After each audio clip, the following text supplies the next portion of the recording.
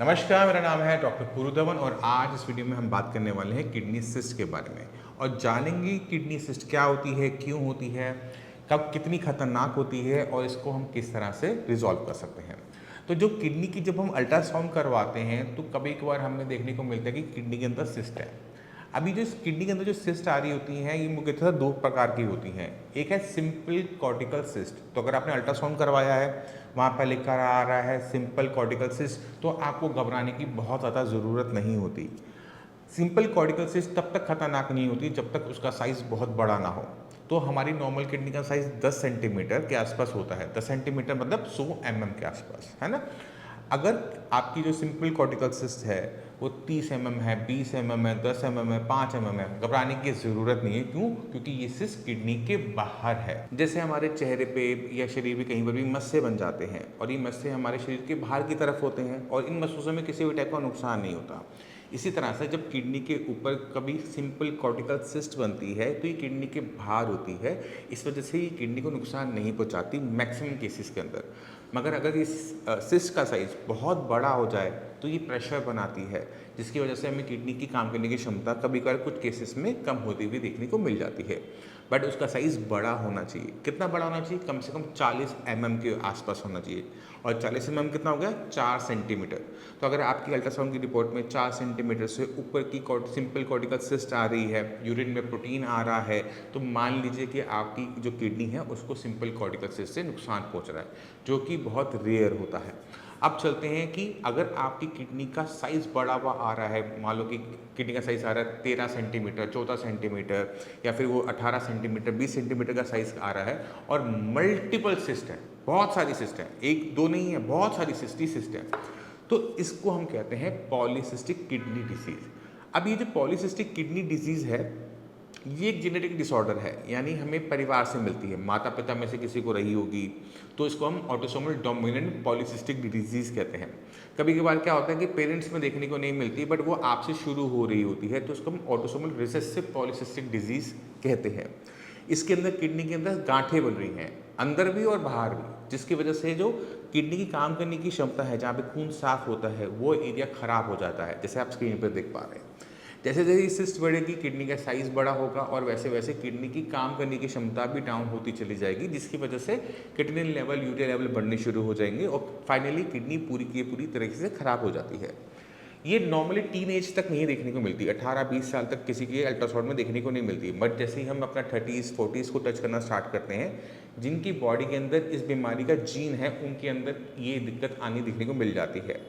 तो इसके भी लेवल्स हैं, ग्रेड 1, ग्रेड 2, ग्रेड 3, इस तरह से हम इसको डिवाइड कर लेते हैं। तो ग्रेड 1 वो होती है जहाँ पर सिस्ट तो है बट वो किडनी को नुकसान नहीं पहुँचा पा रही, राइट।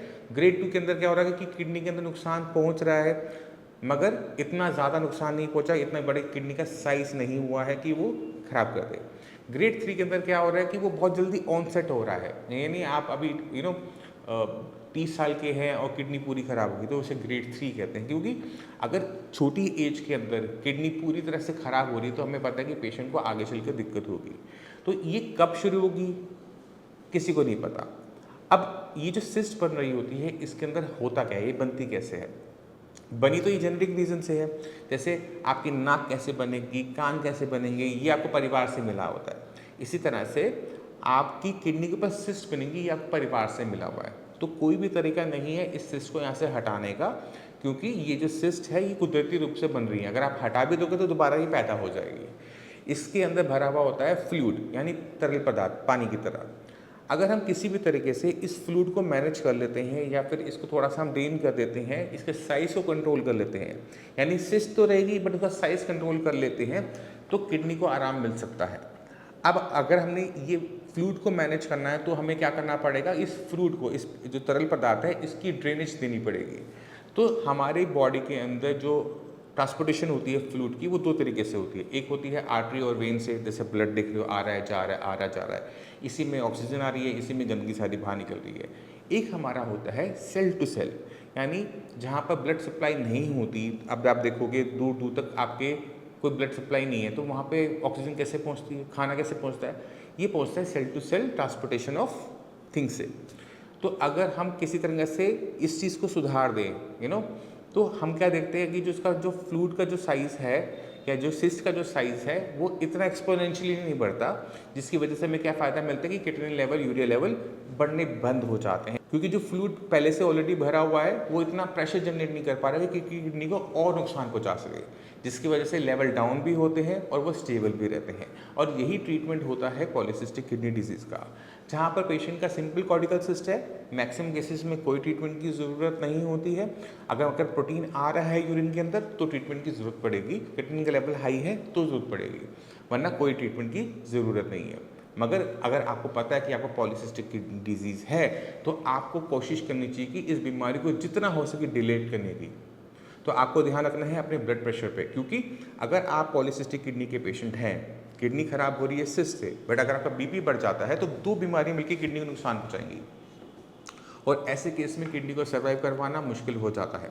तो हमें चाहिए कि हम अपने आप को और छोटी मोटी बीमारियों से दूर रखें, जैसे बीपी और शुगर से। पॉलीसिस्टिक किडनी डिजीज़ के अंदर जो सिस्ट है उसके अंदर जो फ्लूइड एक्यूमुलेट हो रहा है उसकी मैनेजमेंट के लिए आपको लाइफ टाइम मेहनत करते रहना चाहिए, क्योंकि अगर आप पूरी लाइफ टाइम मेहनत करते हो 10-15 साल आपके इंक्रीज हो जाते हैं, जो कि अच्छा रहता है। तो मैं उम्मीद करता हूँ इस वीडियो से आप काफ़ी कुछ समझ गए सिस्ट के बारे में, कि किडनी में सिस्ट कितने टाइप की होती हैं, कौन सी खतरनाक होती है, कौन सी खतरनाक नहीं होती, और किस तरह से इसको मैनेज किया जाता है with the help of Ayurveda. फिर भी आपके माइंड में कोई भी डाउट आ जाए, कुछ भी पूछना चाहते हो, मोस्ट वेलकम है, आप आके मिल सकते हैं। और इसी के साथ आप सभी से चलने की आज्ञा चाहूँगा। मिलते हैं अगली वीडियो में, तब तक के लिए नमस्कार।